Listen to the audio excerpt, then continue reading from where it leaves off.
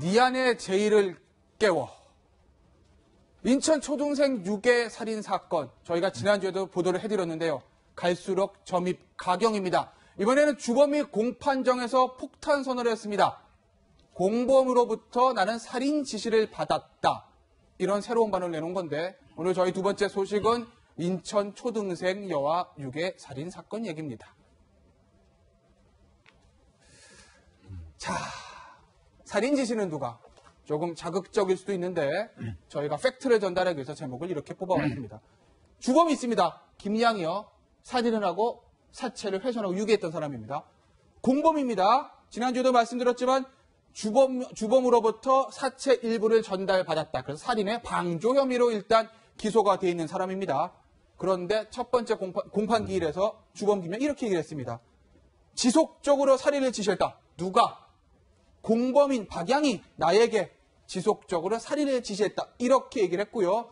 이에 대해서 공범 박양은 야 무슨 소리야. 난 이거 실제가 아니라 역할극인 줄 알았어. 이렇게 얘기를 했다는 건데 양지열 변호사 첫 번째 재판 소식 어떻게 들으셨나요? 이게 일단 어디서 나오는 얘기냐면요. 네. 이른바 결심 공판, 그러니까 재판을 끝내기 위해서 시작했던 고개 재판에서 마지막 재판이요? 마지막 재판에서 갑자기 주범이 이 얘기를 한 겁니다. 무슨 말씀이냐면 검찰에서 그동안 수사를 했었을 때는 이 주범이라고 불린 사람이 주도적으로 일을 하고 공범은 그냥 그런 일을 하는 데 있어서 잠깐 도움을 줬다. 그래서 방조로만 봤는데 그게 아니라 지금 새로운 주장이 나온 게 주범이 갑작스럽게 마지막 재판이었는데 갑작스럽게 새로운 얘기가 내가 하려고 한 게 아니라 자꾸만 저 공범으로 지목됐던 그 사람이 너한테는 두 개의 인격이 있어. 하나는 굉장히 유약하고 정말 연약한 자지만 하나는 굉장히 강인한 존재야. 그 강인한 존재를 깨우면 너는 무엇든지 할 수 있어. 라고 지금 부추겼다는 겁니다. 그 바람에 살인회까지 직접적으로 나가게 됐다고 완전히 새로운 얘기를 꺼낸 겁니다. 그러니까 양 교사님께서 얘기해 주시는 게 이제 김양이 주범으로 지금까지는 알려져 있는데 내 머릿속에 바로 네 머릿속에 공범이라고 불리는 이 박양이 김양한테 네 머릿속에는 두 개의 인격이 있다. 그러니까 그 인격을 깨워. 다시 말해서 죽여라고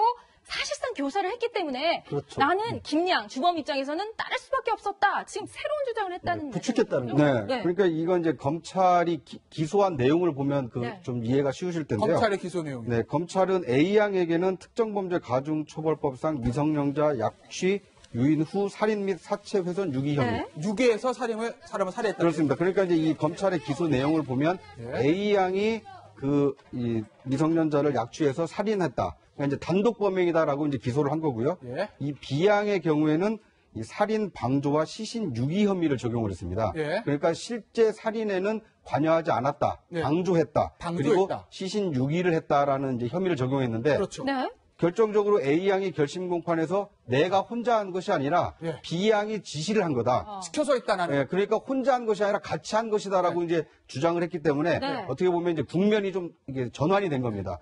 지금까지 검찰 기소 내용만으로 보면 A 양이 주범이고 B 양은 뭐 종범 정도가 되는데 지금 A 양 주장에 따르면 A 양, B 양 모두가 이 주범이 될 수 있기 때문에 어떻게 보면 이제 재판은 새로운 국면을 맞이했다 이렇게 볼 수 있을 것 같습니다. 마지막 결심 공판에서 있었던 주범 김양의 폭탄 선언 더 말씀드릴게요.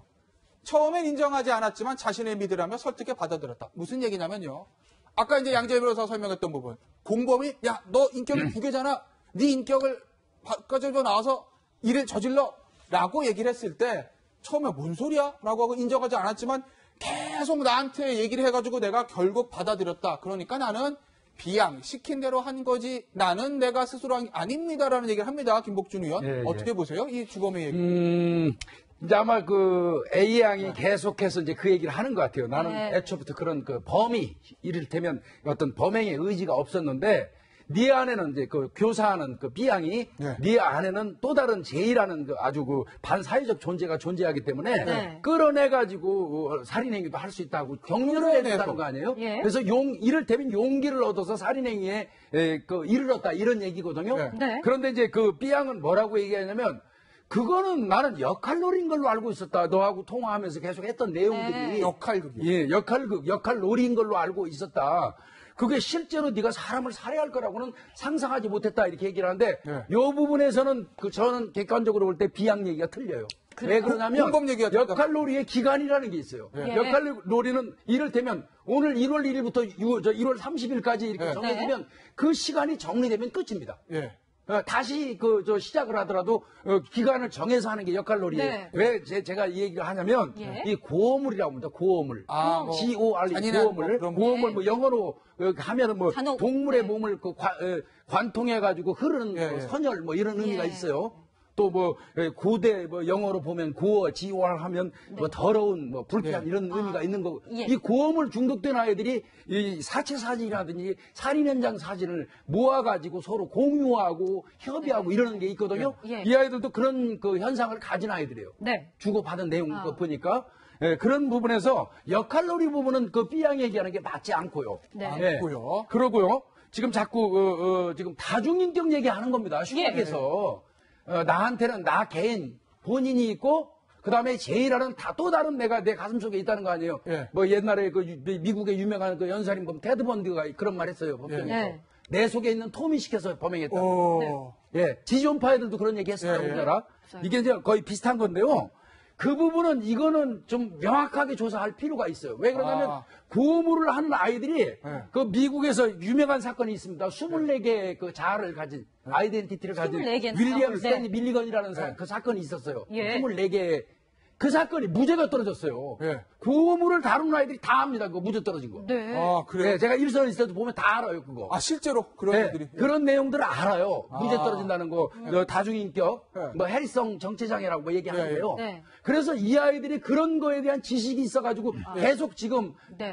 제이라는 인격을 자꾸 드러내는지도 모르니까 이건 명확한 조사가 좀 네, 필요해요. 그러니까 말씀하신 잡아주실래요? 대로 예. 그렇죠. 말씀하신 대로 그러니까 김양, 그러니까 A양이라고 저희가 불러온 주범이 이렇게 주장을 하는 거잖아요. 지금 말씀하신 대로 시신훼손이나 유기는 본래 인격 내가 네. 했고 또 다른 인격 내 안에 또 다른 내가 있는데 그것이 J라고 하는데 살인범행은 다른 인격 J가 했다. 그래서 뭐 아까 24개 하셨지만 이제 이 김양 A양의 경우에는 내 안에 2개의 인격이 있어서 이런 범죄를 저질렀는데 나는 주범이 아니다. 사실상 J를 깨운 것은 또 다른 B양이 나한테 자꾸 촉진을 시켰다. 이런 식으로 얘기를 하는 그러니까 건데. 두 가지 핑계를 대는 거예요. 어불성설? 내가 아닌 제이가 한 거고, 네. 네. 그 다음에 그 제이를 불러일으키게 기회를 주고 부추긴 사람은 B라는 거예요. 예. 그런데 그것이 과학적으로 도대체 얼마나 신빙성 있는지 또 전문가들이 볼 때는 이것이 법적으로 어느 정도의 설득력이 있는지 저희가 한번 들어봤습니다. 함께 들어보시죠.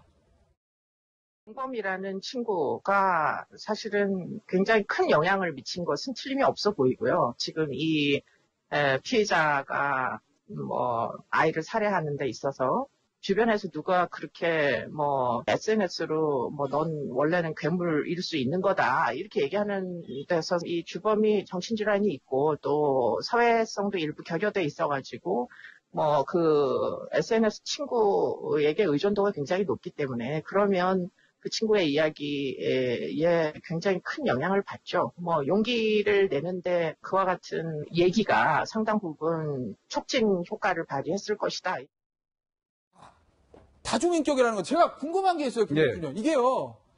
다중인격이면은 되게 범죄를 자신이 했던 다른 자아 하나 범죄를 저질렀다는 거잖아요. 그렇죠. 그리고 평소엔 날 멀쩡한데. 예. 근데 주범의 얘기를 들어보면 살인 범행은 다른 인격인 제이가 있다는 겁니다. 나 김 모양이 아닌 게 아니다. 그렇죠. 이거 하나 범죄잖아요. 그런데 살인을 저지르고 나서 후속 예. 훼손과 유기도 다른 인격이 한 게 아니라 훼손과 유기는 본래 내가 했다.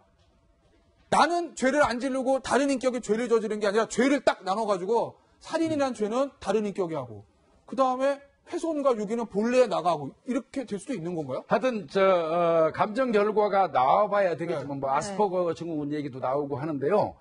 분명한 거는 논리상으로는요. 이론상으로는 다중인격 장애의 수법은 아닙니다. 왜 논리상 그러냐면 아니라고요? 다중인격 장애를 앓고 있는 사람은 여러 사람이 내 속에 혼재하고 있기 때문에 네. 지금 이 A양처럼 예. 자 그 희생자를 불러서 유인하는 과정, 집에 데리고 가고, 예. 그 다음에 살해하고, 예. 그 다음에 사후 처리에 예. 훼손하고, 예. 그 다음에 이 신체 일부분을 또 그 공범인 그 B양한테 전달하고, 예. 이 일련의 후속 이런 이런 내용을 보면 예. 정교하지가 굉장히 정교하지 않습니까? 정교하다. 근데 원래 있잖아요. 다중인격 이 살인범들, 이 사람들의 어떤 그 범행 행위는 예. 뭔가 허술하고 그렇게 정교하지 못합니다, 원래.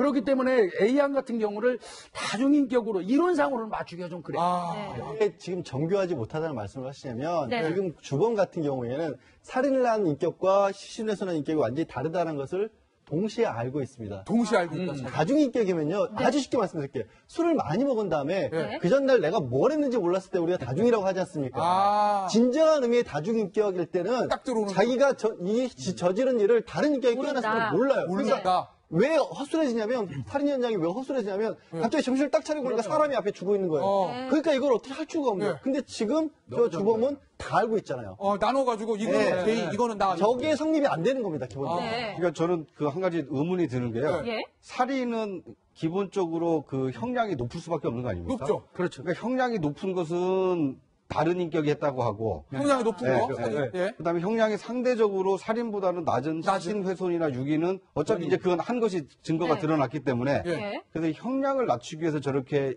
다중인격으로 좀 이렇게 분리를 하고 있는 게 아닌가 이런 점까지도 형량을 좀 낮추기 위해서. 그러니까 좀 살펴봐야 되지 다중인격이 않을까 아니라 하는 생각이 듭니다. 어떻게 보면 굉장히 주도 면밀한 면이 좀 보인다, 뭐 이런 분석을 나올 수도 있다라는 취지로 지금 설명을 해주시는 건데, 감정 상태를 이렇게 점검을 받았다고 해요. 그랬는데 아스퍼거 증후군이다. 이게 조금 생소하지 않습니까? 시청자분들한테는 아스퍼거 증후군이면 다중인격하고 이렇게 어떻게 보면 연관이 있거나 정말 혼미한 상태에서 그런 죄를 저지를 수 있는 그런 증상인가요? 아니, 아스퍼거 증후군하고 이 다중인격은 전혀 다릅니다. 네. 아스퍼거 저 증후군은 다중인격하고는 또 다른 자아가 작용하거나 하는 게 아니에요. 그런가요? 본인 스스로를 다 인지하고 있고, 네. 냉철한 면이 있고 그래요. 그러니까 인지 능력에는 문제가 없다는 네, 거군요. 같이 어울리는 능력이 그게 떨어지는 사회성이 부족한 것이죠. 네. 예.